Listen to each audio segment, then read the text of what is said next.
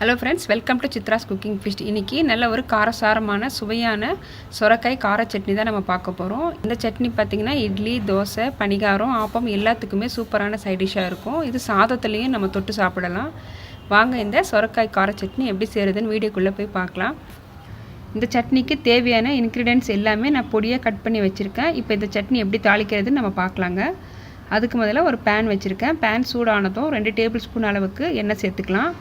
எண்ணெய் சேர்த்துட்டு 1/4 டீஸ்பூன் சீரகம், கடலைப்பருப்பு 1 டீஸ்பூன், உளுத்தம்பருப்பு 1 டீஸ்பூன், 1/4 டீஸ்பூன் அளவுக்கு நான் கடுகு சேர்த்துருக்கேங்க. கடுகு சேர்த்து செய்யும் போது நமக்கு சட்னி நல்ல ஒரு டேஸ்ட்டாக இருக்கும். 1/4 டீஸ்பூன் அளவுக்கு மட்டும் சேர்த்துக்கோங்க. கடலைப்பருப்பும் உளுத்தம்பருப்பும் நல்லா செவந்ததும் ஒரு கைப்பிடி அளவுக்கு கருவேப்பிலை சேர்த்துக்கலாம். கருவேப்பிலை பொரிஞ்சதும் நம்ம எடுத்து வச்சுருந்த சின்ன வெங்காயம் சேர்த்துக்கலாம்.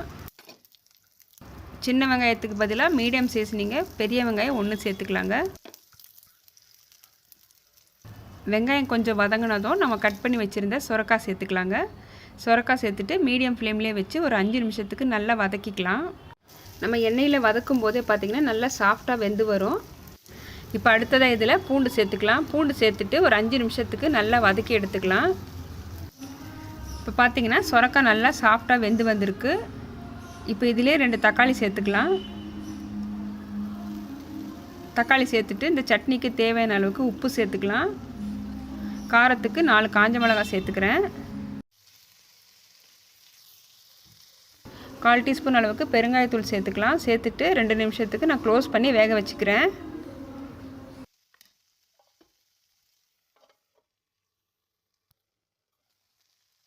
இப்போ எல்லாமே நல்லா சாஃப்டாக வெந்து வந்திருக்கு. இப்போ பொடியை கட் பண்ண தேங்காய் சேர்த்துக்கலாம். ஒரு சின்ன சைஸ் புளி சேர்த்துக்கிறேன். இப்போ கொஞ்சம் நேரம் ஆறட்டும். ஆறினதும் நம்ம மிக்ஸி கப்பில் சேர்த்துட்டு நல்லா நைஸாக அரைச்சி எடுத்துக்கலாம். சட்னி அரைச்சாச்சு. இப்போ ஒரு பவுலில் ட்ரான்ஸ்ஃபர் பண்ணிக்கிறேன். தண்ணி எவ்வளோ வேணுமோ நீங்கள் பார்த்து சேர்த்துக்கோங்க. சட்னிக்கு இப்போ தாளிப்பும் கொடுத்தாச்சு. ஒரு பக்கம் இட்லியும் ரெடியாக இருக்குது. வாங்க சர்வ் பண்ணிக்கலாம்.